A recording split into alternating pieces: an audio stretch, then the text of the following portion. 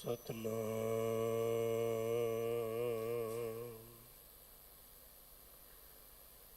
ਵਾਹਿਗੁਰੂ ਸਾਹਿਬ ਜੀ। ਸੁਨੋ ਬਿਨੰਤੀਆ ਸੁਆਮੀ ਮੇਰੇ ਰਾਮ, ਕੋਟ ਅਪਰਾਧ ਭਰੇ ਪੀ ਤੇਰੇ ਚੇਰੇ ਰਾਮ, ਕੋਟ ਅਪਰਾਧ ਹਮਾਰੇ ਖੰਡੋ, ਅਨਕ ਵਿਧि ਸਮਝਾਵੋ। हमें अज्ञान अल्प मत थोरी, तुम आपन बिरद रखाव। तुमरी शरण तुम्हारी आशा, तुम ही सजन सुहेले। राखो राखन हार दयाला, नानक कर के गोले। राखो राखन हार दयाला, नानक कर के गोले। सन्मान सत्कारयोग गुरु सवारी गुरु प्यारी, गुरु जी का रूप स्वरूप खालसा साध संगत जी। वडभागी हो साहिब नसीब हो, उत्तम कर्मां वाले हो, बड़े अदब प्यार सत्कार भावना नाल अमृत वेले तो ਸਾਹਿਬ ਸ੍ਰੀ ਗੁਰੂ ਹਰਿਕ੍ਰਿਸ਼ਨ ਸਾਹਿਬ ਮਹਾਰਾਜ ਗਰੀਬ ਨਵਾਜ ਜੀਆਂ ਦੇ ਮਹਾਨ ਬਖਸ਼ਿਸ਼ਾਂ ਮਿਹਰਾਮਤਾਂ ਭਰੇ ਪਵਿੱਤਰ ਸਥਾਨ ਗੁਰਦੁਆਰਾ ਬੰਗਲਾ ਸਾਹਿਬ, ਜੁਗੋ ਜੁਗ ਅਟਲ ਧੰਨ ਧੰਨ ਸਾਹਿਬ ਸ੍ਰੀ ਗੁਰੂ ਗ੍ਰੰਥ ਸਾਹਿਬ ਪਾਤਸ਼ਾਹ ਮਹਾਰਾਜ ਜੀਆਂ ਦੀ ਸੁਖਦਾਈ ਹਜ਼ੂਰੀ ਅੰਦਰ ਜੁੜ ਮਿਲ ਬੈਠ ਕੇ ਅਥਵਾ ਦੂਰ ਦਰਾਡੇ ਦੇਸ਼ਾਂ ਵਿਦੇਸ਼ਾਂ ਵਿੱਚ ਬੈਠੇ ਹੋਏ ਵੀ ਟੈਲੀਵਿਜ਼ਨ ਇੰਟਰਨੈਟ ਦੇ ਮਾਧਿਅਮ ਰਾਹੀਂ ਸੁਰਤ ਨੂੰ ਸ਼ਬਦ ਨਾਲ ਜੋੜ ਕੇ ਗੁਰੂ ਬਖਸ਼ਿਸ਼ ਗੁਰੂ ਮਿਹਰ ਦੀ ਪ੍ਰਾਪਤੀ ਲਈ ਯਤਨਸ਼ੀਲ ਹੋ। ਸਾਹਿਬਾਂ ਦੀ ਇਲਾਹੀ ਦਰਗਾਹੀ ਪਵਿੱਤਰ ਪਾਵਨ ਗੁਰਬਾਣੀ ਦੀ ਲੜੀਵਾਰ ਚੱਲ ਰਹੀ ਕਥਾ ਵਿਚਾਰ, ਅੱਜ ਦਾ ਪਾਵਨ ਪਵਿੱਤਰ ਸ਼ਬਦ ਬੜੇ ਸਤਿਕਾਰ ਸਹਿਤ, ਬੜੀ ਮਿੱਠੀ ਆਵਾਜ਼ ਔਰ ਬੜੇ ਸੁੰਦਰ ਅੰਦਾਜ਼ ਵਿੱਚ ਸਤਿਕਾਰਯੋਗ ਭਾਈ ਸਾਹਿਬ ਭਾਈ ਸਰਵਣ ਸਿੰਘ ਜੀ ਪਾਵਨ ਸਥਾਨ ਦੇ ਸਤਿਕਾਰਯੋਗ ਗ੍ਰੰਥੀ ਸਾਹਿਬ ਤਿੰਨਾਂ ਪਾਸੋਂ ਸਰਵਣ ਕੀਤਾ। ਪਾਵਨ ਸ਼ਬਦ ਦੀ ਵਿਚਾਰ ਆਰੰਭ ਕਰਨ ਤੋਂ ਪਹਿਲਾਂ ਆਪ ਸੰਗਤਾਂ ਦੀ ਅਸੀਸ ਪ੍ਰਾਪਤ ਹੋਵੇ। ਪਿਆਰ ਸਹਿਤ ਗੁਰੂ ਬਖਸ਼ਿਸ਼ ਕੀਤੀ ਗੁਰੂ ਫਤਿਹ ਪ੍ਰਵਾਨੋ ਜੀ। ਵਾਹਿਗੁਰੂ ਜੀ ਕਾ ਖਾਲਸਾ ਵਾਹਿਗੁਰੂ ਜੀ ਕੀ ਫਤਿਹ। ਗੌੜੀ ਰਾਗ ਅੰਦਰ ਭਗਤ ਕਬੀਰ ਸਾਹਿਬ ਜੀਆਂ ਦੇ ਪਾਵਨ ਮੁਖਾਰ ਬਿੰਦ ਤੋਂ ਉਚਾਰਨ ਹੋਏ ਮਹਿਮਾਮਈ ਇਹ ਫਰਮਾਨ ਧੰਨ ਗੁਰੂ ਗ੍ਰੰਥ ਸਾਹਿਬ ਪਾਤਸ਼ਾਹ ਜੀਆਂ ਦੇ ਅੰਗ 323 ਤੋਂ 324 ਤੱਕ ਸੁਸ਼ੋਭਿਤ ਹਨ। ਗੌੜੀ ਕਬੀਰ ਜੀ, ਗੌੜੀ ਰਾਗ ਹੈ ਤੇ ਪਾਵਨ ਸ਼ਬਦ ਕਬੀਰ ਜੀ ਦੀ ਮੁਬਾਰਕ ਰਸਨਾ ਤੋਂ ਉਚਾਰਨ ਹੋਇਆ। ਪਹਿਲੀਆਂ ਸ਼ਬਦ ਦੀਆਂ ਆਰੰਭਤਾ ਦੀਆਂ ਪੰਕਤੀਆਂ ਰਹਾਉ ਦੀਆਂ ਪੰਕਤੀਆਂ ਨੇ, ਔਰ ਸ਼ਬਦ ਦੇ ਸਾਰੇ ਭਾਵ ਸਾਰੀਆਂ ਪੰਕਤੀਆਂ ਵਿੱਚ ਆਪਣੇ ਆਪ ਨੂੰ ਵਾਹਿਗੁਰੂ ਪਰਮੇਸ਼ਰ ਦੇ ਓਤ-ਪੋਤ, ਉਹਦੇ ਨਜ਼ਦੀਕ, ਉਹਦੇ ਨੇੜੇ, ਉਹਨੂੰ ਚੇਤੇ ਰੱਖਣ ਵਾਲਾ, ਉਹਨੂੰ ਜਪਣ ਵਾਲਾ, ਉਹਦੇ ਨਾਲ ਜੁੜਿਆ ਹੋਇਆ ਕਿਵੇਂ ਮਹਿਸੂਸ ਕਰਦਾ ਹੈ, ਇਹ ਬਖਸ਼ਿਸ਼ ਕਿਰਪਾ ਕੀਤੀ ਹੈ। ਤੋ ਆਰੰਭਤਾ ਹੈ, ਮਾਧੋ ਜਲ ਕੀ ਪਿਆਸ ਨਾ ਜਾਏ। ਜਲ ਕੀ ਪਿਆਸ, ਹੁਣ ਜੇਕਰ ਉਦਾਹਰਣ ਹੈ ਬਾਹਰੋਂ ਜਲ ਦਾ, ਤੇ ਗੱਲ ਕੀਤੀ ਹੈ ਰੱਬ ਦੇ ਨਾਮ ਦੀ।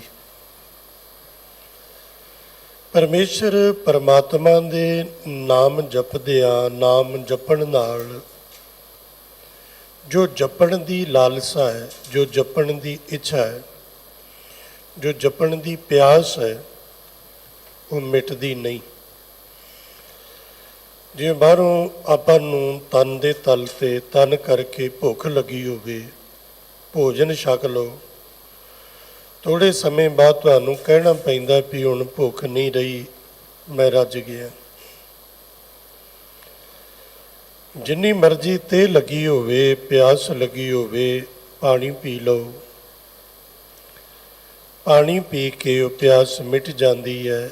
ਥੋੜ੍ਹੇ ਸਮੇਂ ਬਾਅਦ ਕਹਿਣਾ ਪਏਗਾ ਕਿ ਪਹਿਲਾਂ ਸੀ ਪਿਆਸ, ਹੁਣ ਪਾਣੀ ਪੀ ਲਿਆ, ਹੁਣ ਤ੍ਰੇ ਨਹੀਂ, ਪਿਆਸ ਨਹੀਂ ਰਹੀ। ਪਰਮੇਸ਼ਰ ਪਰਮਾਤਮਾ ਦਾ ਨਾਮ ਜਪਣ ਦੀ ਜਿਨ੍ਹਾਂ ਨੂੰ ਭੁੱਖ ਲੱਗੀ ਹੈ, ਜਿਨ੍ਹਾਂ ਨੂੰ ਪਿਆਸ ਲੱਗੀ ਹੈ, ਉਹਨਾਂ ਦੇ ਜੀਵਨ ਵਿੱਚ ਭੋਜਨ ਤੇ ਪਾਣੀ ਤੋਂ ਬਿਲਕੁਲ ਵਿਪਰੀਤ, ਬਿਲਕੁਲ ਉਲਟਾ ਵਾਪਰਦਾ ਹੈ। ਭੋਜਨ ਕਰਨ ਦੇ ਨਾਲ ਭੁੱਖ ਮਿਟ ਜਾਂਦੀ ਹੈ, ਪਾਣੀ ਪੀਣ ਨਾਲ ਪਿਆਸ ਮਿਟ ਜਾਂਦੀ ਹੈ। ਪਰ ਭਗਤੀ ਕਰਨ ਵਾਲਿਆਂ ਦੀ, ਬੰਦਗੀ ਕਰਨ ਵਾਲਿਆਂ ਦੀ, ਨਾਮ ਜਪਣ ਦੀ ਭੁੱਖ ਨਾਮ ਜਪ ਜਪ ਕੇ ਕਦੀ ਵੀ ਨਹੀਂ ਮਿਟਦੀ।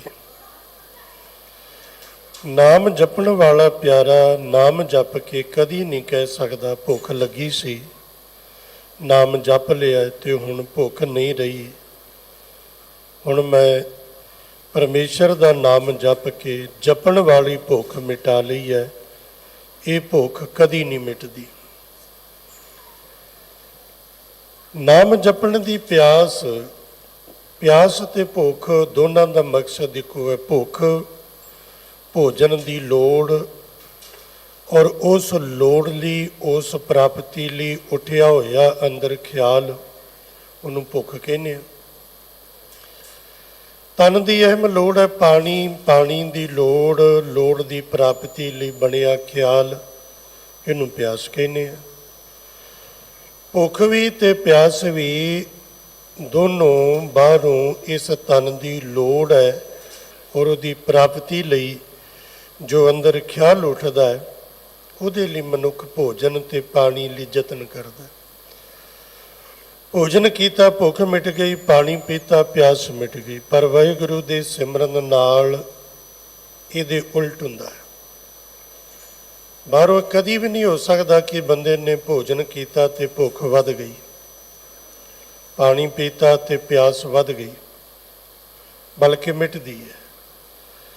ਭਜਨ ਕਰਨ ਵਾਲਿਆਂ ਦੀ ਭਜਨ ਕਰਕੇ ਪਿਆਸ ਵੱਧਦੀ ਹੈ। ਭਾਈ ਸਾਹਿਬ, ਭਾਈ ਵੀਰ ਸਿੰਘ ਸਾਹਿਬ ਜੀ ਨੇ ਇੱਕ ਬੜਾ ਸੁੰਦਰ ਇਸ ਪ੍ਰਥਾ ਇਹ ਖਿਆਲ ਦਿੱਤਾ। ਜਦੋਂ ਆਪਾਂ ਗੁਰੂ ਘਰ ਜਾਂਦੇ ਹਾਂ, ਬਾਣੀ ਪੜ੍ਹਦੇ ਹਾਂ, ਗੁਰੂ ਦਰ ਸੇਵਾ ਕਰਦੇ ਹਾਂ, ਤੇ ਸਾਨੂੰ ਕਿਵੇਂ ਪਤਾ ਲੱਗੇ ਵੀ ਇਹਦਾ ਸਾਡੀ ਸੁਰਤ ਵਿੱਚ, ਸਾਡੇ ਮਨ ਵਿੱਚ ਅਸਰ ਹੋ ਰਿਹਾ ਹੈ,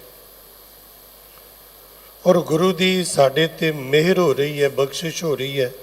ਇਹਦਾ ਪਤਾ ਕਿਵੇਂ ਲੱਗੇ? ਤੇ ਉਹਨਾਂ ਇਹ ਨਿਸ਼ਾਨੀ ਦਿੱਤੀ ਵੀ ਗੁਰੂ ਦਰ ਜਾਂਦਿਆਂ ਜਾਂਦਿਆਂ ਜਦੋਂ ਜਾਣ ਦੀ ਲਾਲਸਾ ਹੋਰ ਵਧੇ, ਹੋਰ ਜੀ ਕਰੇ, ਭਾਵੇਂ ਹੈ ਵੀ ਮਾਲਕ ਦੀ ਮਿਹਰ ਹੋ ਰਹੀ ਹੈ, ਸੇਵਾ ਕਰਦਿਆਂ ਕਰਦਿਆਂ ਹੋਰ ਸੇਵਾ ਨੂੰ ਜੀ ਕਰੇ, ਗੁਰੂ ਹਜ਼ੂਰ ਬੈਠਿਆ ਹੋਰ ਬੈਠਣ ਨੂੰ ਜੀ ਕਰੇ, ਬਾਣੀ ਪੜ੍ਹਦਿਆਂ ਹੋਰ ਪੜ੍ਹਨ ਨੂੰ ਜੀ ਕਰੇ।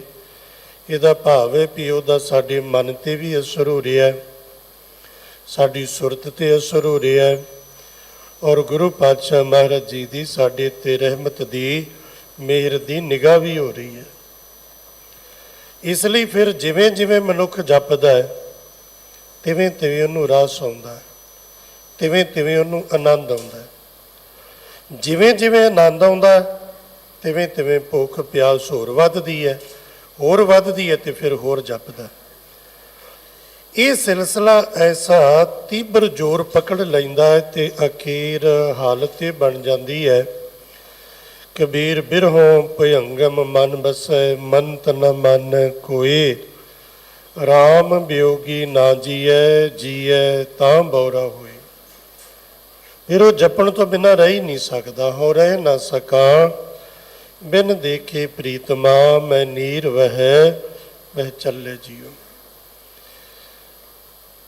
ਜਿਨ੍ਹਾਂ ਨੂੰ ਇਹ ਲਾਲਸਾ ਲੱਗਦੀ ਹੈ ਉਹ ਫਿਰ ਰਹਿ ਹੀ ਨਹੀਂ ਸਕਦੇ। ਪੜ੍ਹਦੇ ਤੇ ਆਪਾਂ ਸਾਰੇ ਆ, ਪਰ ਇਹ ਪੰਕਤੀ ਉਹਨਾਂ ਦੇ ਜੀਵਨ ਤੇ ਢੁਕਦੀ ਹੈ ਜਿਹੜੇ ਰਹਿ ਨਹੀਂ ਸਕਦੇ। ਆਖਾਂ ਜੀਵਾਂ ਵਿਸਰੈ ਮਰ ਜਾਉ, ਆਖਣ ਔਖਾ ਸਾਚਾ ਨਾਉ, ਹੈ ਤੇ ਔਖਾ, ਪਰ ਜਦੋਂ ਕਹਿਣ ਲੱਗ ਪਵੇ, ਕਹਿੰਦਿਆਂ ਕਹਿੰਦਿਆਂ ਕਹਿੰਦਿਆਂ ਕਹਿੰਦਿਆਂ ਇਹਦਾ ਐਸਾ ਰਸ ਆਉਂਦਾ ਹੈ, ਇਹਦਾ ਐਸਾ ਆਨੰਦ ਆਉਂਦਾ ਹੈ, ਫਿਰ ਉਹ ਜਪਣ ਤੋਂ ਬਿਨਾਂ ਮਨੁੱਖ ਰਹਿ ਹੀ ਨਹੀਂ ਸਕਦਾ। ਘੜੀ ਪਲ ਨਹੀਂ, ਰਾਤ ਦਿਨ ਨਹੀਂ, ਕਰਦਾ ਕਰਦਾ ਕਰਦਾ ਕਰਦਾ ਮਨੁੱਖ ਸਾਹਾਂ ਤੇ ਆ ਕੇ ਟਿਕ ਜਾਂਦਾ ਤੇ ਫਿਰ ਅਰਦਾਸ ਕਰਦਾ, ਸੱਚੇ ਪਾਤਸ਼ਾਹ ਮੇਰੇ ਤੇ ਮਿਹਰ ਕਰਿਓ, ਮੇਰਾ ਸਵਾਸ ਵੀ ਬਿਰਥਾ ਨਾ ਜਾਏ। ਦਮ ਦਮ ਸਦਾ ਸੰਭਾਲਦਾ, ਦਮ ਨਾ ਬਿਰਥਾ ਜਾਏ। ਸਾਡੀ ਤੇ ਉਮਰ ਨਿਕਲ ਗਈ, ਦਮ ਦੀ ਤੇ ਗੱਲ ਛੱਡੋ, ਦਹਾਕੇ ਨਿਕਲ ਗਏ, ਕਈ ਸਾਲ ਨਿਕਲ ਗਏ ਉਹਨੂੰ ਜਪੇ ਤੋਂ ਬਿਨਾਂ, ਕਈ ਮਹੀਨੇ ਗੁਜ਼ਰ ਗਏ, ਕਈ ਹਫ਼ਤੇ ਕਈ ਦਿਨ ਗੁਜ਼ਰ ਗਏ। ਆਪਾਂ ਨੂੰ ਫਰਕ ਪੈਂਦਾ ਭਲਾ ਕੋਈ? ਆ ਹੁਣ ਅੱਜ ਐਤਵਾਰ ਹੈ, ਐਤਵਾਰ ਸੰਗਤ ਜ਼ਿਆਦਾ, ਇਹ ਜ਼ਿਆਦਾ ਸੰਗਤ ਦਾ ਇੱਕ ਭਾਵ ਇਹ ਵੀ ਹੈ ਨਾ ਵੀ ਬਾਕੀ ਦਿਨਾਂ 'ਚ ਘੱਟ ਹੁੰਦੀ ਹੈ, ਤੇ ਉਹਦਾ ਭਾਵ ਇਹ ਵੀ ਐਤਵਾਰ ਆਉਣ ਵਾਲੇ ਜ਼ਿਆਦਾ ਨੇ, ਰੋਜ਼ ਆਉਣ ਵਾਲੇ ਘੱਟ ਨੇ। ਇਹੀ ਹੋਇਆ ਨਾ, 6 ਦਿਨ ਨਹੀਂ ਆਏ, 1 ਦਿਨ ਆਏ, ਤੇ ਜੇ 6 ਦਿਨ ਨਾ ਆ ਕੇ ਕੋਈ ਫਰਕ ਨਹੀਂ ਪਿਆ ਤਾਂ ਹੀ ਤੇ ਨਹੀਂ ਆਏ ਨਾ। ਤੇ ਜਿਨ੍ਹਾਂ ਨੂੰ ਪੈਂਦਾ ਫਰਕ, ਜਿਹੜੇ ਰਹਿ ਹੀ ਨਹੀਂ ਸਕਦੇ, ਉਹ ਆਉਂਦੇ ਨੇ। ਤੇ ਜਿਨ੍ਹਾਂ ਨੂੰ ਜਪ ਲਿਆ ਤਾਂ ਕੋਈ ਨਾ, ਨਾ ਜਪਿਆ ਤੇ ਤਾਂ ਕੋਈ ਨਾ, ਉਹਨਾਂ ਨੂੰ ਕੋਈ ਫਰਕ ਨਹੀਂ ਪੈਂਦਾ। ਸਾਰੀ ਸਾਰੀ ਉਮਰ ਨਹੀਂ ਜਪਿਆ। ਤੇ ਕਈ ਵਾਰੀ ਤੇ ਹਾਲਤ ਇਹ ਹੁੰਦੀ ਹੈ, ਬਚਪਨਾ ਜਵਾਨੀ ਬਿਰਥ ਚਲੀ ਗਈ, ਬੁਢੇਪਾ ਆ ਗਿਆ ਨਾ, ਤੇ ਬੁਢੇਪੇ 'ਚ ਵੀ ਜਾ ਕੇ ਕਈ ਵਾਰੀ ਇਹੋ ਜਿਹੇ ਬਜ਼ੁਰਗ ਮਿਲਦੇ ਨੇ, ਬੜੀਆਂ ਸੋਹਣੀਆਂ ਗੱਲਾਂ ਕਰਦੇ ਹੁੰਦੇ ਨੇ ਬਾਣੀ ਬਾਰੇ, ਸਿਧਾਂਤ ਬਾਰੇ, ਸਿੱਖੀ ਬਾਰੇ, ਮਰਿਆਦਾ ਬਾਰੇ, ਤੇ ਆਪ ਜੇ ਅੰਮ੍ਰਿਤ ਵੀ ਨਹੀਂ ਛਕਿਆ ਹੁੰਦਾ, ਤੇ ਜੇ ਉਹਨਾਂ ਨਾਲ ਗੱਲਬਾਤ ਕਰਦੇ ਆ ਫਿਰ ਆਹ ਗੱਲ ਆਵੇ ਨਾ ਵੀ ਵੇਖੋ ਮਾਲਕ ਦੀ ਤੁਹਾਡੇ 'ਤੇ ਕਿੰਨੀ ਮਿਹਰ ਹੈ, ਤੁਹਾਨੂੰ ਸਮਝ ਸੂਝ ਹੈ ਸਾਰੀ, ਅੰਮ੍ਰਿਤ ਛਕੋ, ਗੁਰੂ ਵਾਲੇ ਬਣ ਕੇ ਗੁਰੂ ਗੋਦ ਵਿੱਚ ਬੈਠੋ। ਮਾਂ ਸਾਹਿਬ ਕੌਰ ਨੂੰ ਮਾਂ ਆਖਣ ਦਾ, ਗੁਰੂ ਗੋਬਿੰਦ ਸਿੰਘ ਪਾਤਸ਼ਾਹ ਜੀ ਨੂੰ ਪਿਤਾ ਬਾਪੂ ਪਿਓ ਆਖਣ ਦਾ, 5 ਪਿਆਰਿਆਂ ਕੋਲੋਂ ਅਧਿਕਾਰ ਪ੍ਰਾਪਤ ਕਰੋ।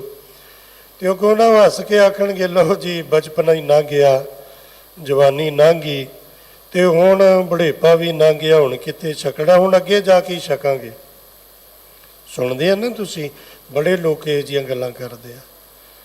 ਉਹਦਾ ਭਾਵ ਕੀ ਹੈ ਵੀ ਉਹਨਾਂ ਨੂੰ ਕੋਈ ਫਰਕ ਨਹੀਂ ਪੈਂਦਾ, ਕੋਈ ਗੁਰੂ ਵਾਲੇ ਬਣੇ ਤਾਂ ਕੋਈ ਨਹੀਂ, ਨਾ ਬਣੇ ਤਾਂ ਕੋਈ ਨਹੀਂ, ਬਹੁਤ ਤਾਦਾਦ ਐਸੀ ਹੈ। ਤੇ ਜਿਹੜੇ ਪਿਆਰ ਵਾਲੇ ਨੇ ਉਹ ਰਹਿ ਨਹੀਂ ਸਕਦੇ, ਉਹਨਾਂ ਦਾ ਨੇਮ ਹੈ, ਰਹਿ ਨਹੀਂ ਸਕਦੇ। ਉਹ ਆਪਣੇ ਨੇਮ ਨੂੰ ਪਿਆਰ ਨਾਲ, ਸਿਰਨ ਨਾਲ, ਸਿਦਕ ਨਾਲ ਨਿਭਾਉਂਦੇ ਨੇ। ਫਰੀਦਾ ਗਲੀਏ ਚਿੱਕੜ ਦੂਰ, ਘਰ ਨਾਲ ਪਿਆਰੇ ਨੇਹੋ, ਚੱਲਾਂ ਤਾਂ ਭਿੱਜੇ ਕੰਬਲੀ, ਰਾਹਾਂ ਤਾਂ ਟੁੱਟੇ ਨੇਹੋ। ਭਿੱਜੋ ਸਿੱਜੋ ਕੰਬਲੀ, ਅੱਲਾ ਵਰਸੈ ਮਿਓ, ਜਾਏ ਮਿਲਾਂ ਤਿੰਨਾ ਸੱਜਣਾ, ਟੁੱਟੇ ਨਾ ਹੀ ਨੇਹੋ। ਉਹ ਤੇ ਬਾਕੀ ਜੋ ਕੁਝ ਮਰਜ਼ੀ ਹੋ ਜਾਏ, ਪਿਆਰ ਨਾ ਟੁੱਟੇ, ਨੇਹ ਨਾ ਟੁੱਟੇ। ਤੋ ਪ੍ਰੀਤ ਵੱਧਦੀ ਹੈ।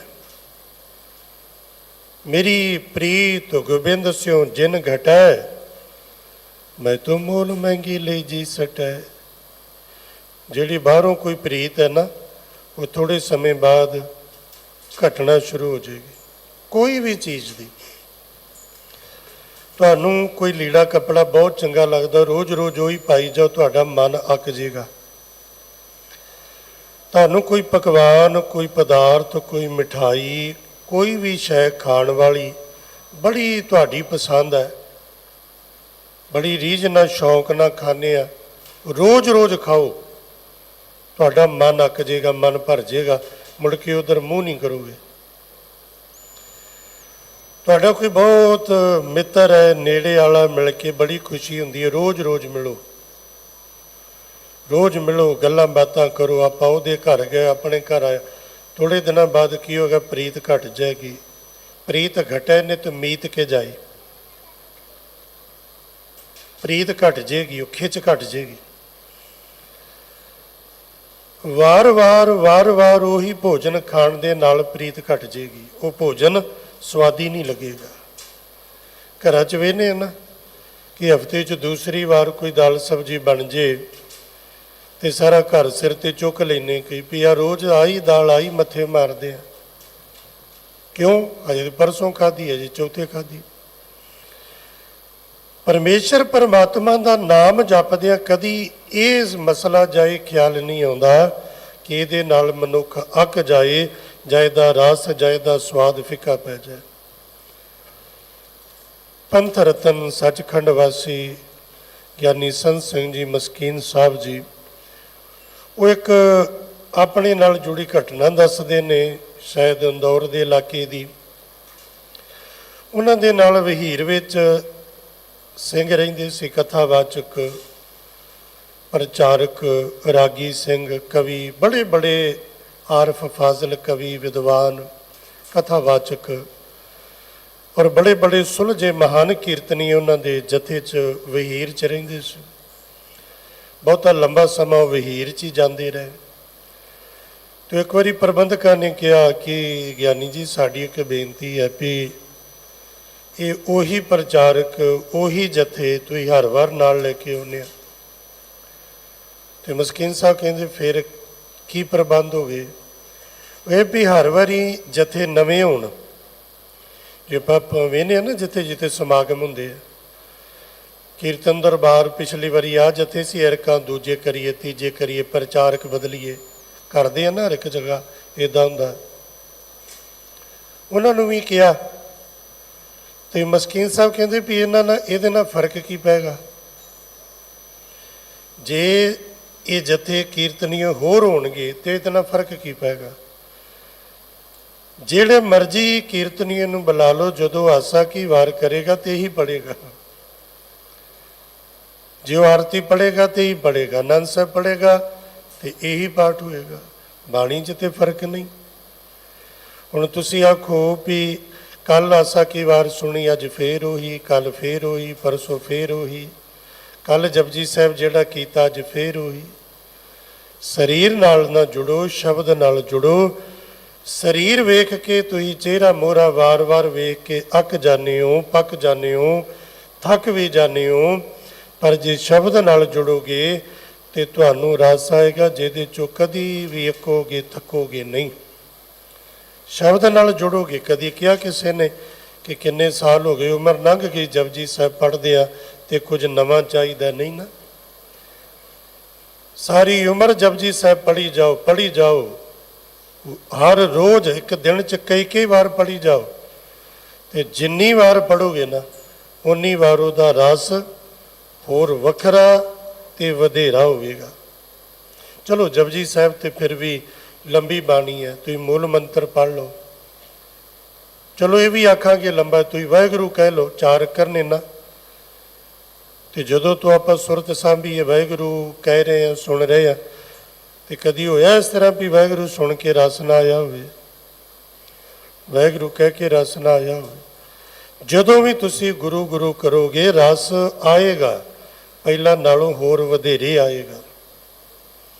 ਤੋ ਪਰਮੇਸ਼ਰ ਦੇ ਨਾਮ ਜਪਣ ਦੀ ਲਾਲਸਾ ਨਾਮ ਜਪ ਕੇ ਘਟਦੀ ਨਹੀਂ, ਬਲਕਿ ਹੋਰ ਵੱਧਦੀ ਹੈ। ਮਾਧੋ ਜਲ ਕੀ ਪਿਆਸ ਨਾ ਜਾਏ। हे ਮੇਰੇ ਪਰਮੇਸ਼ਰ, ਸਾਰੀ ਕਾਇਨਾਤ ਦੇ ਰਚਨਾ ਦੇ ਮਾਲਕ ਸਾਹਿਬ ਜੀ, ਤੇਰਾ ਨਾਮ ਰੂਪ ਅੰਮ੍ਰਿਤ ਜਲ ਪੀਣ ਦੀ ਪਿਆਸ, ਅੰਦਰ ਦੀ ਇੱਛਾ ਨਾ ਜਾਏ, ਉਹ ਮੇਰੇ ਅੰਦਰੋਂ ਜਾਂਦੀ ਨਹੀਂ। ਜਲ ਮੈਂ ਅਗਨ ਉੱਠੀ ਅਧਕਾਏ। ਹੁਣ ਪਾਣੀ ਤੇ ਅੱਗ ਦਾ ਮੇਲ ਕੋਈ ਨਹੀਂ। ਅੱਗ ਲੱਗੀ ਹੋਵੇ, ਪਾਣੀ ਪਾ ਦਿਓ ਤੇ ਅੱਗ ਬੁਝ ਜਾਏਗੀ। ਵਿਰੋਧੀ ਧਿਰ ਦੋਨੋਂ ਸਜਾਤੀ ਨਹੀਂ ਹੈ, ਵਿਜਾਤੀ ਮੇਲ ਹੈ। ਅੱਗ ਤੇ ਪਾਣੀ ਪਾ ਦਿਓ, ਅੱਗ ਬੁਝ ਜਾਏਗੀ। ਮੇਰੇ ਅੰਦਰ ਇੱਥੇ ਅੱਗ ਤੋਂ ਭਾਵ ਹੈ ਲਾਲਸਾ, ਇੱਛਾ, ਤਾਂਗ ਤੇਰਾ ਨਾਮ ਜਪਣ ਦੀ। ਤੇ ਜਦੋਂ ਮੈਂ ਤੇਰਾ ਨਾਮ ਜਪਦਾ, ਤੇ ਨਾਮ ਕੀ ਹੈ? ਨਾਮ ਹੈ ਅੰਮ੍ਰਿਤ ਜਲ।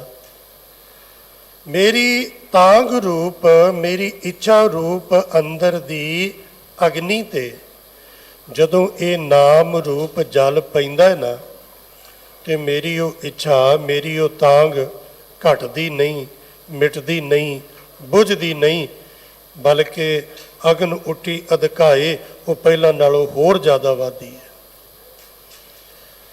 ਵੈਸੇ ਆਪਾਂ ਨੂੰ ਬਹੁਤੀ ਸਮਝ ਨਹੀਂ ਆਈ ਇਸ ਬਾਰੇ।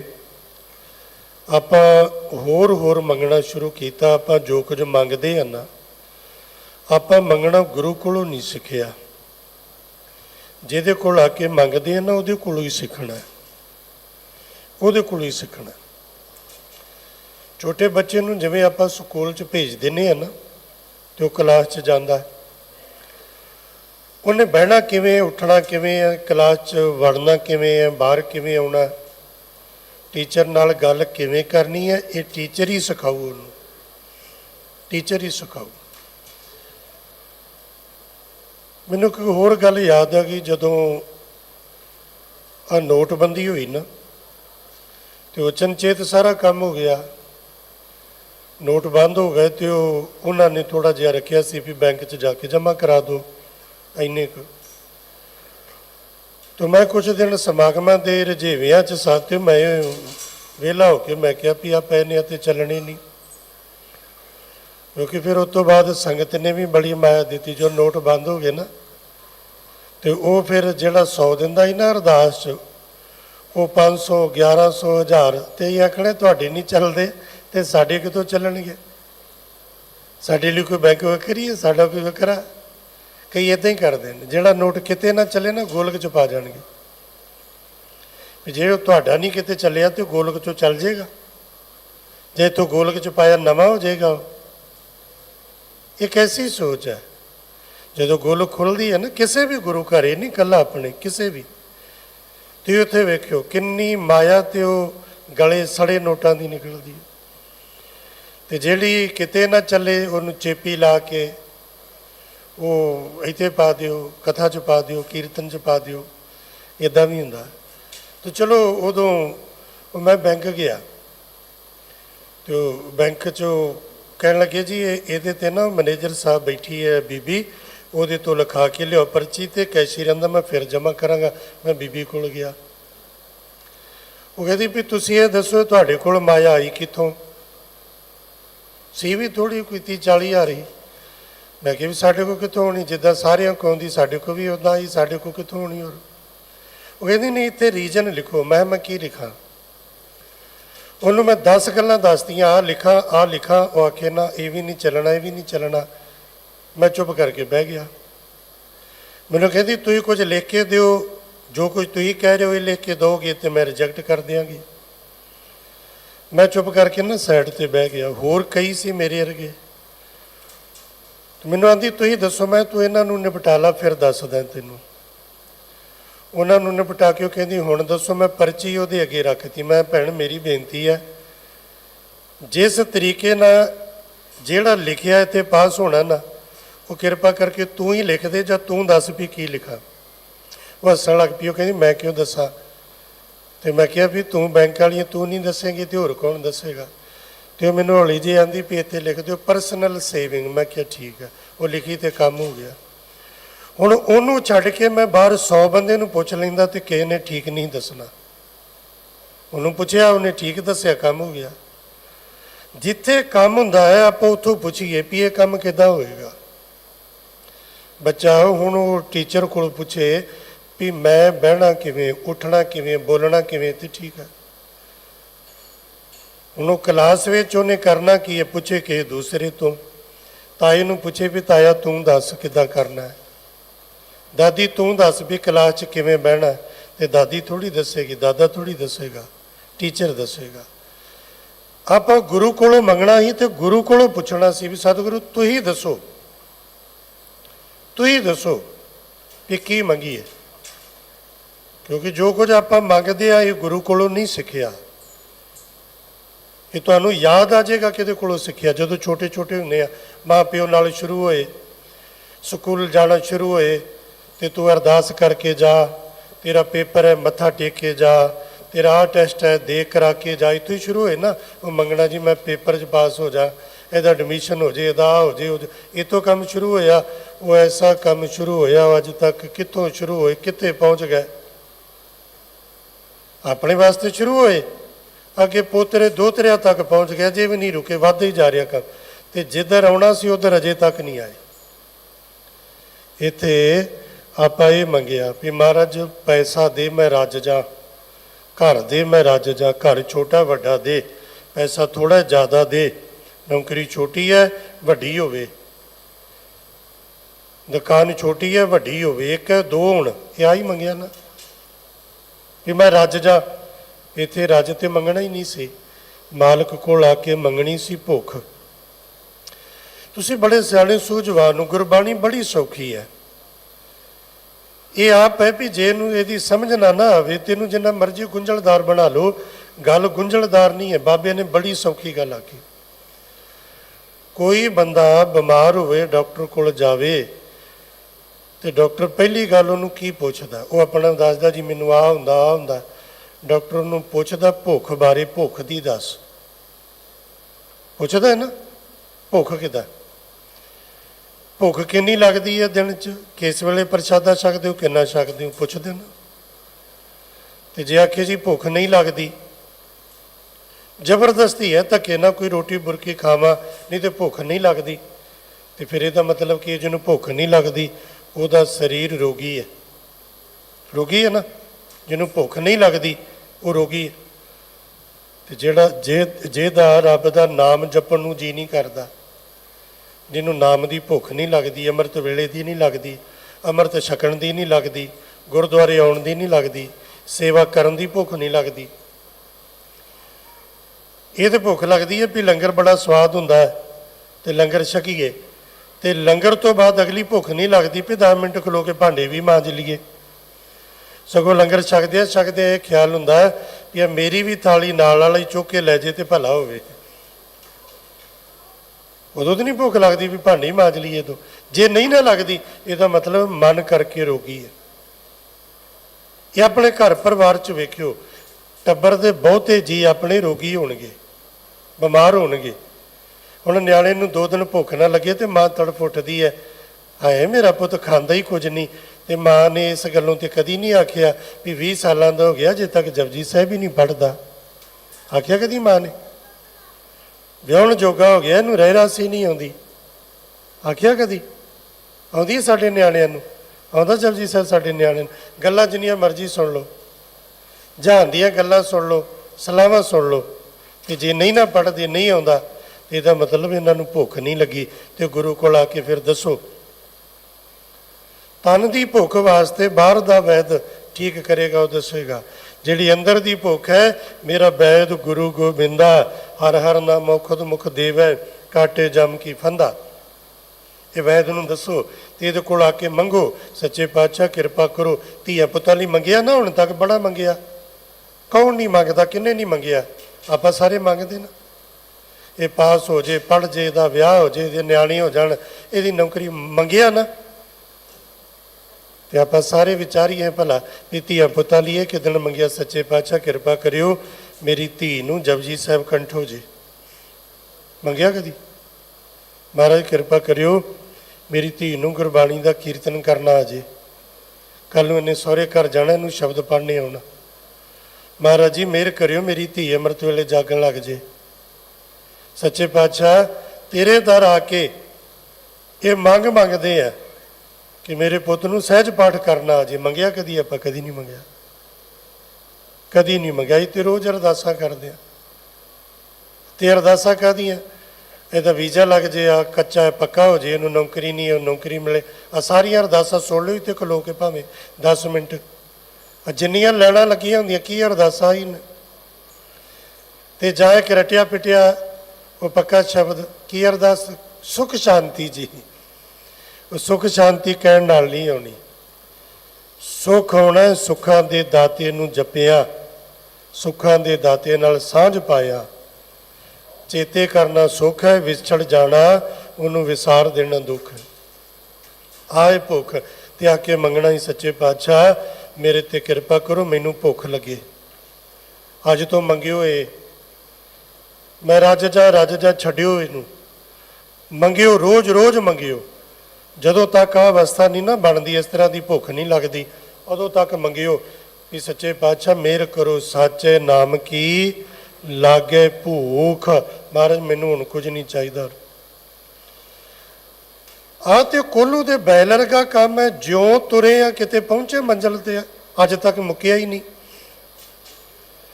5-7 ਸਾਲ ਤੋਂ ਲੱਗੇ ਇੱਥੇ ਖਲੋ ਕੇ ਮੰਗਣ, 70 ਸਾਲ ਦੇ ਹੋ ਗਏ, ਅਜੇ ਵੀ ਉੱਥੇ ਹੀ ਕਹਾਣੀ ਹੈ। ਇਹ ਤੇ ਮੁੱਕਣਾ ਹੀ ਨਹੀਂ ਹੈ। 40-50 ਸਾਲਾਂ ਤੱਕ ਪਰਿਵਾਰ ਲਈ, ਧੀਆਂ ਪੁੱਤਾਂ ਲਈ, ਤੇ ਉਸ ਤੋਂ ਬਾਅਦ ਅੱਗੇ ਪੋਤਰੇ ਪੋਤਰੀਆਂ, ਦੋਤੇ ਦੋਤਰੀਆਂ, ਉਸ ਤੋਂ ਅੱਗੇ ਫਿਰ ਯੂਟਰਨ ਮਾਰ ਲਈਦਾ, ਫਿਰ ਆਪਣੇ ਲਈ। ਅੱਖਾਂ ਤੋਂ ਦੀਦਾ ਨਹੀਂ, ਕੰਨਾਂ ਤੋਂ ਸੁਣਦਾ ਨਹੀਂ, ਗੋਡੇ ਗਿੱਟੇ ਦੁਖਦੇ ਨੇ, ਫਿਰ ਆਪਣੇ ਲਈ ਮੰਗਣਾ ਸ਼ੁਰੂ ਕਰਤਾ। ਤੇ ਜਿਹੜਾ ਅਸਲੀ ਮੰਗਣਾ ਹੀ ਉੱਥੇ ਰਹਿ ਗਿਆ, ਆ ਮੰਗਣਾ। ਸੱਚੇ ਪਾਤਸ਼ਾਹ ਭੁੱਖ ਦੇ, ਤੇ ਜਿੱਦਣ ਆ ਭੁੱਖ ਲੱਗ ਗਈ ਨਾ, ਤੇ ਉਦਣ ਕੀ ਹੋਏਗਾ? ਜਲ ਮੈਂ ਅਗਨ ਉੱਠੀ ਅਧਕਾਏ। ਜਿੱਦਣ ਆ ਭੁੱਖ ਲੱਗ ਗਈ, ਤੀਬਰ ਭੁੱਖ ਲੱਗੀ ਕੜਾਕੇ ਦੀ, ਜਦੋਂ ਲੱਗੀ ਭੁੱਖ ਤੇ ਬਹਿ ਕੇ ਪੜ੍ਹੋਗੇ ਨਾ ਜਪਜੀ ਸਾਹਿਬ ਦਾ ਪਾਠ, ਤੇ ਤੁਹਾਡਾ ਧਿਆਨ ਘੜੀ ਵੱਲ ਨਹੀਂ ਹੋਏਗਾ। ਉਦੋਂ ਧਿਆਨ ਫੋਨ ਵੱਲ ਨਹੀਂ ਹੋਏਗਾ ਵੀ ਕਦੋਂ ਸ਼ਲੋਕ ਪੜ੍ਹਾਂ ਤੇ ਭਾਜਾਂ, ਨਹੀਂ। ਉਦੋਂ ਜਿਵੇਂ ਪੜ੍ਹੋਗੇ ਨਾ ਸ਼ਲੋਕ, ਤੇ ਫਿਰ ਜੀ ਕਰੇਗਾ ਵੀ ਨਹੀਂ ਬੜਾ ਸਵਾਦ ਆਇਆ, ਇੱਕ ਹੋਰ ਪੜ੍ਹ ਲਾ, ਇੱਕ ਹੋਰ ਕਰ ਲਾ, ਫਿਰ ਇੱਕ ਹੋਰ ਸ਼ੁਰੂ ਹੋ ਜਾਏਗਾ। ਇੱਕ ਹੋਰ ਕਰਕੇ 2 ਹੋ ਗਏ, ਇੱਕ ਨਾਲ ਇੱਕ ਦੀ ਪਿਆਸ ਵਧੀ, 2 ਹੋ ਗਏ ਤੇ ਪਿਆਸ ਡਬਲ ਹੋ ਗਈ, ਭੁੱਖ ਡਬਲ ਹੋ ਗਈ। ਫਿਰ ਜੀ ਕਰੇਗਾ ਹੋਰ ਕਰਾਂ, ਹੋਰ ਕਰਾਂ, ਕਰਦਿਆਂ ਫਿਰ ਉਹ ਅਵਸਥਾ ਬਣਦੀ। ਇੱਕ ਖਿਨ ਪਲ ਵਿਸਰੇ ਤੂੰ ਸੁਆਮੀ, ਜਾਣੋ ਬਰਸ 50। ਤੇ ਫਿਰ ਕਰਦਿਆਂ ਪਤਾ ਕੀ ਅਰਦਾਸ ਕਰਦਾ? ਬਾਣੀ ਪੜ੍ਹੋ ਤੇ ਸਮਝ ਆਉਂਦੀ। ਉਹ ਅਰਦਾਸ ਕਰਦਾ, ਮਹਾਰਾਜ ਤੂੰ ਮੈਨੂੰ ਅੱਖਾਂ 2 ਦਿੱਤੀਆਂ, ਤੇਰਾ ਸ਼ੁਕਰ। ਨੱਕ 1 ਦਿੱਤਾ, ਤੇਰਾ ਸ਼ੁਕਰ। ਨਾਸਾਂ 2, ਤੇਰਾ ਸ਼ੁਕਰ। 2 ਹੱਥ, 2 ਪੈਰ, 1 ਜ਼ੁਬਾਨ, ਇੰਨਾ ਕੁਝ ਦਿੱਤਾ ਨਾ। ਸੱਚੇ ਪਾਤਸ਼ਾਹ ਮੇਰੀ ਇੱਕ ਤੇਰੇ ਚਰਨਾਂ 'ਚ ਬੇਨਤੀ ਹੈ, ਬਾਕੀ ਸਾਰਾ ਕੁਝ ਠੀਕ, ਪਰ ਮੇਰੀ ਜ਼ੁਬਾਨ 1 ਤੂੰ ਦਿੱਤੀ ਹੈ, ਇਹ 1 ਨਹੀਂ ਚਾਹੀਦੀ ਮੈਨੂੰ, 1 ਨਹੀਂ ਚਾਹੀਦੀ। ਵੈਸੇ ਤੇ ਆ ਵੀ ਹੈ 1, ਇਹਨੂੰ ਸਾਂਭ ਕੇ ਨਾ ਵਰਤਿਆ ਜਾਏ ਤੇ 1 ਦੇ ਹੀ ਪਵਾੜੇ ਨੇ ਘਰ ਘਰ 'ਚ। ਜਿੰਨੇ ਹਰ ਘਰ ਦੇ ਵਿੱਚ ਮਹਾਭਾਰਤ ਬਣੀ ਪਈ ਹੈ ਨਾ, ਨਾ ਤੇ ਪੈਸੇ ਦੀ ਕੋਈ ਗੱਲ, ਨਾ ਕੋਈ ਲੀੜੇ ਕੱਪੜੇ ਦਾ ਰੌਲਾ, ਨਾ ਕੋਈ ਰੋਟੀ ਟੁੱਕ ਦਾ ਰੌਲਾ। ਇਹ ਜਿੰਨੀ ਕਲੇ ਕਲੇਸ਼ ਹੈ ਨਾ, ਜ਼ੁਬਾਨ ਦੀ ਹੈ ਹਰ ਘਰ ਵਿੱਚ। ਚਾਹੇ ਉਹ 10 ਜੀ ਨੇ ਤੇ 10 ਚੋਂ 1 ਦੀ ਚੱਲਦੀ ਹੋਵੇ ਜ਼ੁਬਾਨ, ਉਹ 9 ਨੂੰ ਸੁੱਕਣੇ ਪਾ ਛੱਡਦਾ। ਇਹ ਕਲਾ ਜ਼ੁਬਾਨ ਦੀ ਹੈ, ਹੋਰ ਕੁਝ ਵੀ ਨਹੀਂ।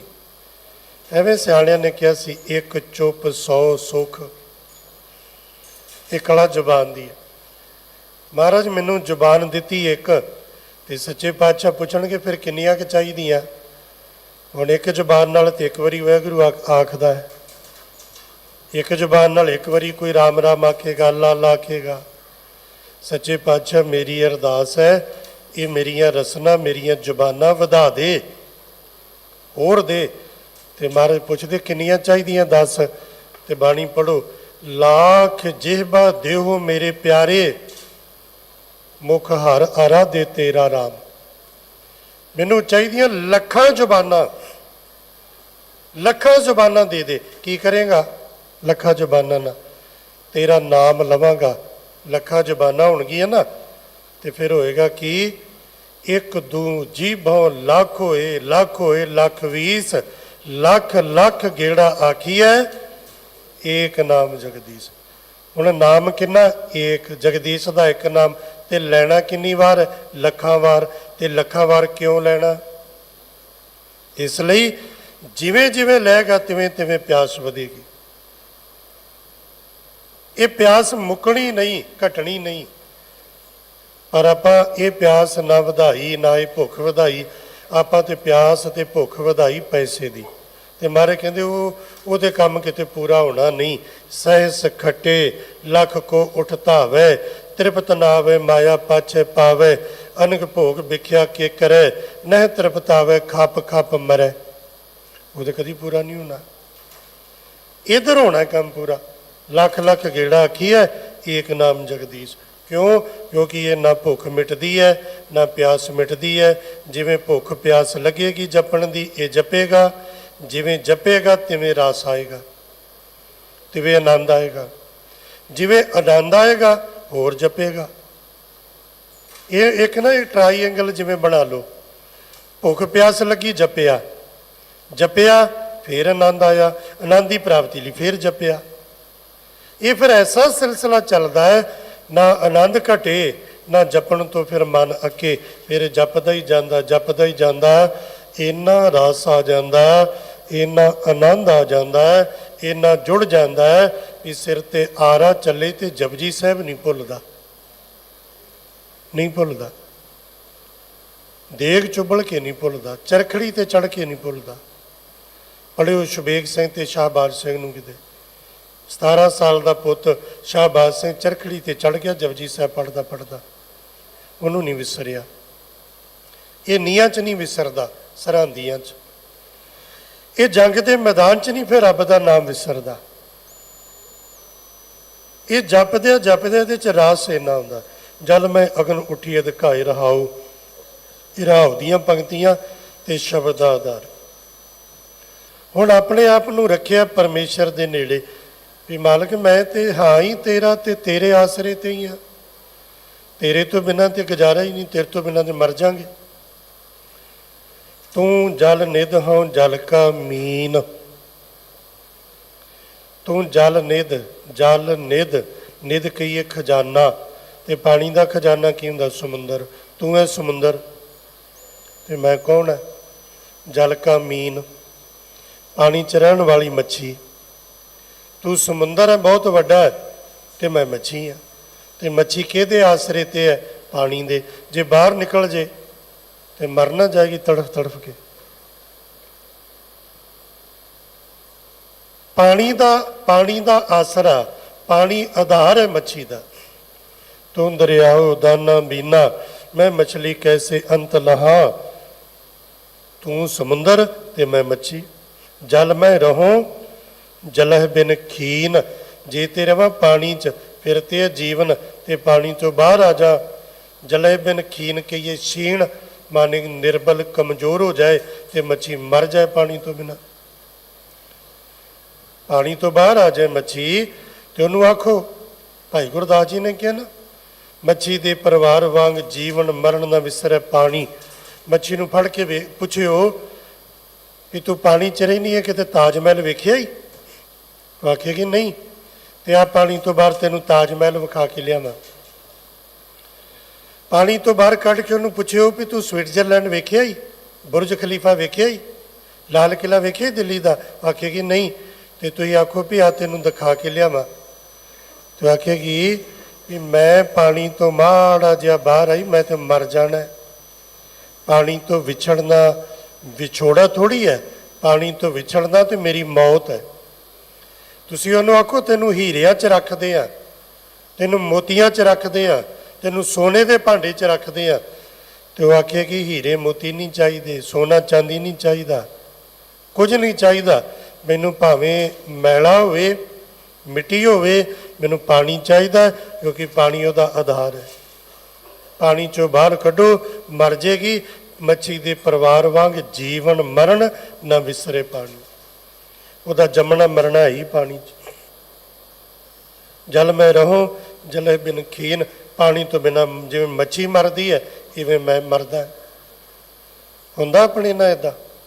ਕਦੀ ਲੱਗਦੀ ਹੈ ਤੜਫ ਵੀ ਰਹਿ ਰਸ ਦਾ ਵੇਲਾ ਨਿਕਲ ਗਿਆ ਤੇ ਰਹਿ ਰਸ ਤੇ ਪੜੀ ਨਹੀਂ ਅੱਜ।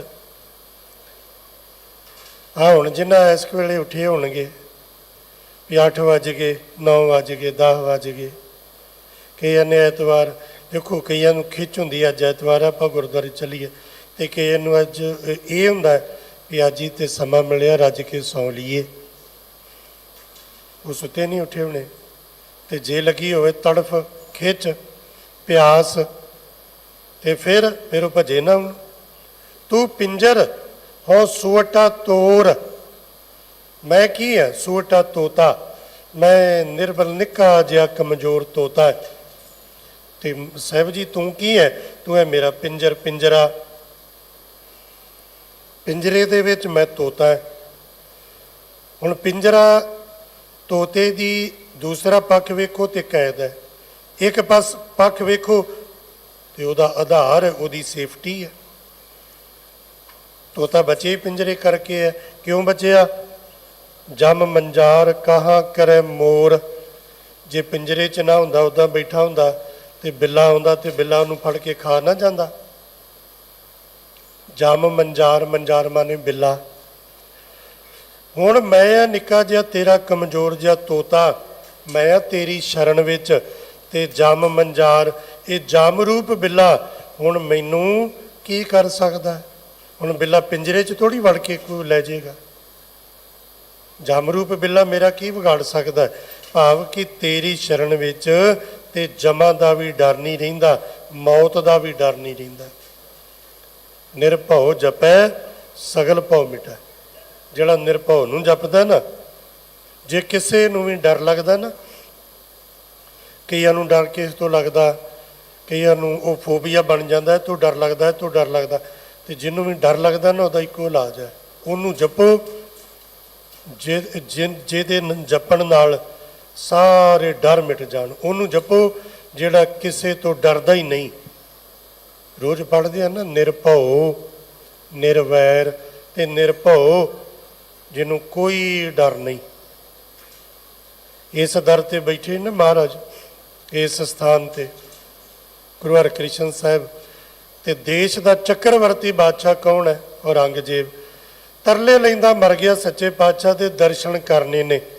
ਤੇ ਜੇ ਤੇ ਡਰ ਕੋਈ ਹੋਰ ਹੁੰਦਾ ਡਰਦਾ, ਤੇ ਉਹ ਕਹਿੰਦਾ ਜੀ ਤੁਹਾਨੂੰ ਆਉਣ ਦੀ ਕੀ ਲੋੜ ਹੈ, ਮੈਂ ਹੀ ਆ ਜਾਣਾ ਉੱਥੇ। ਜੇ ਕੋਈ ਡਰਦਾ ਹੁੰਦਾ ਤੇ ਸੱਚੇ ਪਾਤਸ਼ਾਹ ਜੀ ਨੇ ਕਿਹਾ ਨਾ ਨਾ ਨਾ, ਅਸੀਂ ਉੱਥੇ ਆਉਣਾ, ਨਾ ਉਹ ਸਾਡੇ ਕੋ ਆਵੇ। ਨਹੀਂ ਮਲੇਸ਼ ਕੋ ਦਰਸ਼ਨ ਦੇ ਨਹੀਂ ਹੈ ਡਰ ਕੋਈ।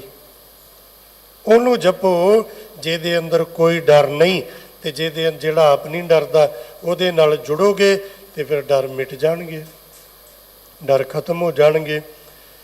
ਤੇ ਜੇ ਸਤਿਗੁਰੂ ਮੈਂ ਤੇਰੀ ਸ਼ਰਨ ਵਿੱਚ ਹੋਵਾਂ, ਤੇ ਜਿਵੇਂ ਤੋਤਾ ਪਿੰਜਰੇ 'ਚ ਹੋਵੇ ਤੇ ਉਹਨੂੰ ਬਿੱਲਾ ਨਹੀਂ ਖਾ ਸਕਦਾ, ਤੇਰੀ ਸ਼ਰਨ 'ਚ ਹੋਵਾਂ ਤੇ ਜਮ ਮੇਰਾ ਕੀ ਕਰ ਲਏਗਾ? ਤੂੰ ਤਰਵਰ ਹਉ ਪੰਖੀ ਆਹੇ, ਤਰਵਰ ਕਹੀਏ ਰੁੱਖ। ਮੇਰੇ ਲਈ ਸਤਿਗੁਰੂ ਤੂੰ ਹੀ ਮੇਰਾ ਆਸਰਾ ਹੈ, ਜਿਵੇਂ ਇੱਕ ਪੰਛੀ ਦਾ ਆਸਰਾ ਹੁੰਦਾ ਹੈ ਰੁੱਖ। ਰੁੱਖ, ਜੇ ਕੋਈ ਪੁੱਛੇ ਨਾ ਰੁੱਖ ਕੀ ਹੁੰਦਾ ਹੈ, ਚਲੋ ਆਪਾਂ ਨੂੰ ਪਤਾ ਹੀ ਹੈ, ਛੋਟਾ ਬੱਚਾ ਪੁੱਛ ਲੇ ਵੀ ਰੁੱਖ ਕਿਹਨੂੰ ਕਹਿੰਦੇ ਆ, ਤੇ ਸਾਨੂੰ ਇਹ ਕਹਿਣਾ ਪਏਗਾ, ਜਾਣ ਵਾਲੇ ਸਮੇਂ 'ਚ ਕਹਿਣਾ ਪਏਗਾ ਵੀ ਰੁੱਖ ਉਹ ਸ਼ੈ ਦਾ ਨਾਂ ਹੈ ਜਿਹਦੇ ਅਸੀਂ ਰੱਜ ਕੇ ਵੈਰੀ ਬਣੇ ਬੈਠੇ ਹਾਂ, ਜਿਹੜੇ ਆਪਾਂ ਕਿਤੇ ਰਹਿਣ ਹੀ ਨਹੀਂ ਦਿੱਤੇ, ਜਿਹੜੇ ਵੱਢ ਵੱਢ ਕੇ ਲੇਖੇ ਲਾਤੇ। ਸ਼ਹਿਰ ਵਾਲਿਆਂ ਕੋਲ ਜਗ੍ਹਾ ਨਹੀਂ ਰੁੱਖ ਲਾਉਣ ਨੂੰ, ਤੇ ਪਿੰਡਾਂ ਵਾਲਿਆਂ ਨੇ ਉਹ ਨਹੀਂ ਛੱਡੇ। ਪੁਰਾਣੇ ਪੁਰਾਣੇ ਰੁੱਖ ਖੇਤਾਂ 'ਚੋਂ ਵੱਢ ਤੇ ਇਹਨੂੰ ਵੱਢ ਦਿਓ, ਦੋ ਮੰਜੇ ਦੀ ਜਗ੍ਹਾ ਘਿਰਦੀ ਹੈ, ਇੱਥੇ ਕਣਕ ਮਰ ਜਾਂਦੀ ਹੈ। ਜਿੰਨੇ ਸਾਨੂੰ ਆਧਾਰ ਦੇਣਾ ਸੀ, ਸਾਹ ਦੇਣਾ ਸੀ, ਹਵਾ ਦੇਣੀ ਸੀ, ਜੀਵਨ ਦਾ ਆਧਾਰ, ਪਵਨ, ਗੁਰੂ, ਪਾਣੀ, ਪਿਤਾ, ਮਾਤਾ, ਧਰਤ, ਮਹੱਤ, ਤੇ ਇਹ ਤਿੰਨੇ ਅਸੀਂ ਖਰਾਬ ਕਰਤੇ। ਨਾ ਧਰਤੀ ਚੱਜਦੀ ਰਹਿਣ ਤੀ, ਨਾ ਪਾਣੀ ਚੱਜਦਾ ਰਹਿਣ ਤਾ, ਤੇ ਨਾ ਹਵਾ। ਤੇ ਆਪਾਂ ਤੇ ਦਿੱਲੀ 'ਚ ਰਹਿੰਦੇ ਆ ਨਾ। ਤੇ ਵੇਖੋ ਸਾਡੀ ਸਿਆਣਪ, ਕਰੋਨਾ ਦੇ ਵਿੱਚ ਸਭ ਤੋਂ ਵੱਧ ਨੁਕਸਾਨ ਦਿੱਲੀ 'ਚ ਕਿਉਂ ਹੋਇਆ? ਕਿਉਂਕਿ ਕਰੋਨਾ ਸਾਹ ਦੀ ਬਿਮਾਰੀ ਸੀ। ਤੇ ਇੱਥੇ ਤੇ ਆਪਾਂ ਕੁੱਲ ਦੁਨੀਆ ਤੋਂ ਅਮੀਰ ਆ ਪੋਲੂਸ਼ਨ ਦੇ ਮਾਮਲੇ 'ਚ। ਕੁੱਲ ਸੰਸਾਰ 'ਚ ਆਪਾਂ ਅਮੀਰ ਆ ਇਸ ਪੱਖ 'ਚ, ਆਪਣੇ ਜਿੰਨਾ ਪੋਲੂਸ਼ਨ ਕਿਸੇ ਕੋਲ ਨਹੀਂ। ਜਿੰਨੇ ਵੀ ਦੇਸ਼ਾਂ ਦਾ ਜ਼ਿਕਰ ਕਰ ਲਓ ਕਿ ਅਮਰੀਕਾ, ਕੈਨੇਡਾ, ਯੂਰਪ ਗਰੀਬ ਨੇ ਆਪਣੇ ਤੋਂ ਸਾਰੇ, ਇਹਨਾਂ ਹੈ ਕਿਤੇ ਪੋਲੂਸ਼ਨ? ਨੈਟ ਤੇ ਵੇਖ ਲਿਓ ਜਿੰਨਾ ਆਪਣੇ ਕੋਲ ਹੈ। ਤੇ ਆਪਾਂ ਕੀ ਕੀਤਾ? ਆਪਾਂ ਆਖਿਆ ਦੀਵਾਲੀ ਹੈ, ਤੇ ਫਿਰ ਸਾਡੀ ਸਿਆਣਪ ਹੈ ਵੀ ਇਹਨੂੰ ਘਟਣ ਥੋੜ੍ਹੀ ਦੇਣਾ, ਇਹਨੂੰ ਆਪਾਂ ਹੋਰ ਵਧਾਉਣਾ ਹੈ। ਫਿਰ ਆਪਾਂ ਰਾਤ ਦਿਨ ਇੱਕ ਕਰਕੇ ਚਲਾਏ ਪਟਾਕੇ, 2 ਘੜੀਆਂ ਦੇ ਚੱਲੇ ਪਟਾਕੇ। ਅਜੇ ਤੱਕ ਵੇਖੋ ਲੋਕ ਕਿੰਨੀਆਂ ਬਿਮਾਰੀਆਂ ਵਧੀਆਂ, ਸਾਹ ਦੀਆਂ ਬਿਮਾਰੀਆਂ, ਨੱਕ ਦੀਆਂ ਬਿਮਾਰੀਆਂ, ਦਮੇ ਦੀਆਂ ਬਿਮਾਰੀਆਂ, ਲੰਗਸ ਦੀਆਂ ਬਿਮਾਰੀਆਂ ਕਿੰਨੀਆਂ ਵਧੀਆਂ। ਇਹ ਹਵਾ ਕਿੰਨੇ ਖਰਾਬ ਕੀਤੀ ਹੈ? ਆਪਾਂ। ਹੋਰ ਚਲਾਓ ਪਟਾਕੇ, 2 ਦਿਨ ਪਟਾਕੇ ਚਲਾਓ, ਪੂਰਾ ਸਾਲ ਮਰੋ। ਇਹ ਕਰਨਾ ਕਿੰਨੇ ਸੀ? ਇਹ ਸਾਫ਼ ਕਰਨੀ ਸੀ ਹਵਾ ਰੁੱਖ ਨੇ, ਦਰਖਤ ਨੇ। ਆਪਾਂ ਦਰਖਤਾਂ ਦੇ ਵੈਰੀ ਬਣ ਗਏ, ਦਰਖਤ ਰਹਿਣ ਨਹੀਂ ਦਿੱਤੇ। ਦੀਵਾਲੀ ਮਨਾਉਣੀ ਹੈ ਪਟਾਕੇ ਚਲਾ ਕੇ ਨਾ ਮਨਾਓ, ਰੁੱਖ ਲਾ ਕੇ ਮਨਾਓ। ਰੁੱਖ ਨੇ ਸਾਹ ਦੇਣਾ ਹੈ। ਇਹ ਹਵਾ ਗੰਦਲੀ ਰੁੱਖ ਨੇ ਸਾਫ਼ ਕਰਨੀ ਹੈ। ਹੁਣ ਜਿਵੇਂ ਪਾਣੀ ਖਰਾਬ ਕਰ ਲਿਆ ਤੇ ਬੋਤਲ ਚੁੱਕੀ ਫਿਰਦੇ ਆ ਨਾ ਨਾਲ ਪਾਣੀ ਦੀ, ਰੁਕ ਜਾਓ 20 ਸਾਲ ਪਿੱਠ ਪਿੱਛੇ ਸਿਲੰਡਰ ਵੀ ਟੰਗਿਆ ਜਾਣਾ ਹੈ, ਪਿੱਠ ਪਿੱਛੇ ਸਿਲੰਡਰ ਵੀ ਟੰਗਿਆ ਜਾਣਾ ਹੈ। ਕਰੋਨਾ 'ਚ ਇੱਕ ਝਲਕ ਵੇਖੀ ਸੀ ਆਪਾਂ ਥੋੜ੍ਹੇ ਦਿਨ, ਜੋ ਸਿਲੰਡਰ ਲੱਭਦੇ ਫਿਰਦੇ ਸੀ ਇੱਕ ਦੂਸਰੇ ਤੋਂ। ਸਿਲੰਡਰ, ਇਹ ਹਵਾ, ਇਹ ਕੁਦਰਤ ਆਪਾਂ ਖਰਾਬ ਕੀਤੀ। ਤੋ ਦਰਖਤ ਜਿਹੜਾ ਹੈ ਇਹ ਪੰਛੀ ਦਾ ਆਧਾਰ ਹੈ। ਉਹਦੇ ਤੇ ਆਲਣਾ ਵੀ ਪਾਉਂਦਾ ਹੈ, ਉਹਦੀ ਛਾਂ ਵੀ ਮਾਣਦਾ ਹੈ, ਉਹਦੇ ਤੇ ਬਹਿ ਕੇ ਸਰਦੀ, ਗਰਮੀ, ਮੀਂਹ, ਬਰਸਾਤ ਤੋਂ ਵੀ ਬਚਦਾ ਹੈ। ਉੱਥੇ ਆਲਣਾ ਪਾ ਕੇ ਆਪਣੇ ਪਰਿਵਾਰ ਨੂੰ ਵੀ ਅੱਗੇ ਵਧਾਉਂਦਾ ਹੈ। ਇਸ ਲਈ ਸਾਹਿਬ ਜੀ, ਤੂੰ ਤਰਵਰ ਹਉ ਪੰਖੀ ਆਹੇ, ਤੂੰ ਹੈ ਮੇਰਾ ਤਰਵਰ ਰੁੱਖ, ਤੇ ਮੈਂ ਤੇਰੇ ਆਸਰੇ ਤੇ ਹਾਂ ਪੰਖੀ, ਨਿੱਕਾ ਜਿਹਾ ਪੰਛੀ। ਪਰ ਸੱਚੇ ਪਾਤਸ਼ਾਹ ਜੀ, ਨੇੜਤਾ ਤੇ ਨਹੀਂ ਹੈ, ਪਰ ਇੰਨੀ ਨੇੜਤਾ ਹੁੰਦਿਆਂ ਹੋਇਆਂ ਵੀ ਮੰਦ ਭਾਗੀ। ਮੈਂ ਮਾੜੇ ਭਾਗਾਂ ਵਾਲਾ, ਮੇਰੇ ਮਾੜੇ ਭਾਗ ਨੇ। ਕਿਉਂ? ਤੇਰੋ ਦਰਸ਼ਨ ਨਾਹੀਂ, ਮੈਂ ਮਾੜੇ ਭਾਗਾਂ ਵਾਲਾ। ਸੱਚੇ ਪਾਤਸ਼ਾਹ ਪਰਮੇਸ਼ਰ ਵਾਹਿਗੁਰੂ ਜੀ, ਤੇਰੇ ਦਰਸ਼ਨ ਨਹੀਂ ਕੀਤੇ। ਹਾਂ ਤੇ ਨੇੜੇ ਤੇਰੇ, ਪਰ ਤੈਨੂੰ ਵੇਖਿਆ ਨਹੀਂ। ਚਲੋ ਥੋੜ੍ਹਾ ਜਿਹਾ ਇਹਨੂੰ ਖੋਲ੍ਹ ਲਈਏ। ਆਪਾਂ ਹੁਣ ਆਏ ਆ ਇੱਥੇ ਬੈਠੇ ਆ ਸਤਿਗੁਰੂ ਦੇ ਹਜ਼ੂਰ, ਤੇ ਜਾ ਕੇ ਤੇ ਹੀ ਆਖਾਂਗੇ ਨਾ ਵੀ ਦਰਸ਼ਨ ਕਰਕੇ ਆਇਆ ਮਹਾਰਾਜ ਦੇ। ਤੇ ਹੁਣ ਗੁਰੂ ਤੋਂ ਪੁੱਛੋ ਵੀ ਮਹਾਰਾਜ ਦੇ ਦਰਸ਼ਨ ਕਿਹੜੇ ਹੁੰਦੇ ਨੇ? ਜਿਹੜੇ ਆਪਾਂ ਕੀਤੇ ਨੇ, ਆਹ ਵਾਲੇ? ਨਹੀਂ, ਮਹਾਰਾਜ ਦੇ ਦਰਸ਼ਨ ਨਹੀਂ ਹੈ ਗੁਰੂ ਦੇ। ਸਤਿਗੁਰ ਨੂੰ ਸਭ ਕੋ ਵੇਖਦਾ, ਜੇਤਾ ਜਗਤ ਸੰਸਾਰ, ਡਿਠੇ ਮੁਕਤ ਨਾ ਹੋਈ, ਜਿਚਰ ਸ਼ਬਦ ਨਾ ਕਰੇ ਵਿਚਾਰ।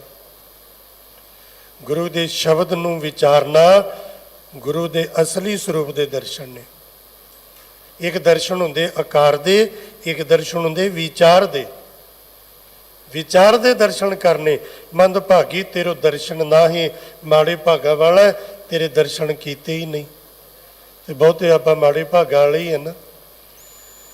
ਇਹਦੇ ਸਾਹਮਣੇ ਆ ਕੇ ਮੱਥੇ ਜ਼ਰੂਰ ਟੇਕੇ, ਇਹਦੇ ਸਾਹਮਣੇ ਆ ਕੇ ਨੱਕ ਰਗੜੇ, ਇਹਦੇ ਸਾਹਮਣੇ ਆ ਕੇ ਅਰਦਾਸਾਂ ਕੀਤੀਆਂ, ਮੰਗਿਆ, ਪਰ ਤਾਬਿਆ ਬਹਿ ਕੇ ਕਿਤੇ ਹੁਕਮਨਾਮਾ ਨਹੀਂ ਲਿਆ, ਕਿਤੇ ਸਹਿਜ ਪਾਠ ਨਹੀਂ ਕੀਤਾ ਜ਼ਿੰਦਗੀ 'ਚ, ਕਿਤੇ ਗੁਰਬਾਣੀ ਦੇ ਦਰਸ਼ਨ ਹੀ ਨਹੀਂ ਕੀਤੇ, ਗੁਰਬਾਣੀ ਪੜ੍ਹਨੀ ਨਹੀਂ ਆਈ, ਤੇ ਮਾੜੇ ਭਾਗ ਨੇ ਨਾ। ਤੂੰ ਸਤਿਗੁਰ, ਇਹ ਪਰਮੇਸ਼ਰ ਵਾਹਿਗੁਰੂ ਜੀਓ, ਤੂੰ ਸਤਿਗੁਰ, ਤੂੰ ਮੇਰਾ ਪੂਰਾ ਗੁਰੂ ਹੈ।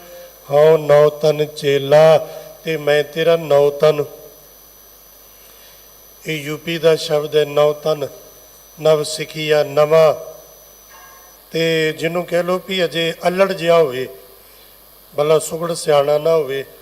ਤੂੰ ਸਤਿਗੁਰ ਹੋ ਨੌ ਤਨ ਚੇਲਾ, ਤੂੰ ਹੈ ਮੇਰਾ ਗੁਰੂ ਮੇਰਾ ਮਾਲਕ, ਤੇ ਮੈਂ ਤੇਰਾ ਨਵਾਂ ਸਿੱਖਿਆ ਜਿਹਾ, ਭਾਵ ਜਿਵੇਂ ਨਵਾਂ ਨਵਾਂ ਬਣਿਆ, ਮੈਂ ਤੇਰਾ ਸੇਵਕ ਚੇਲਾ।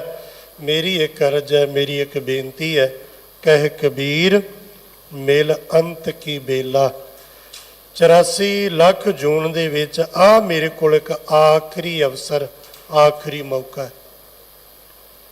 ਤੇ ਜੇ ਆ ਗਵਾਚ ਗਿਆ ਨਾ, ਪੌੜੀ ਛੁਟਕੀ ਹੱਥ ਨਾ ਆਵੇ, ਇਹਲਾ ਜਨਮ ਗਵਾਇਆ।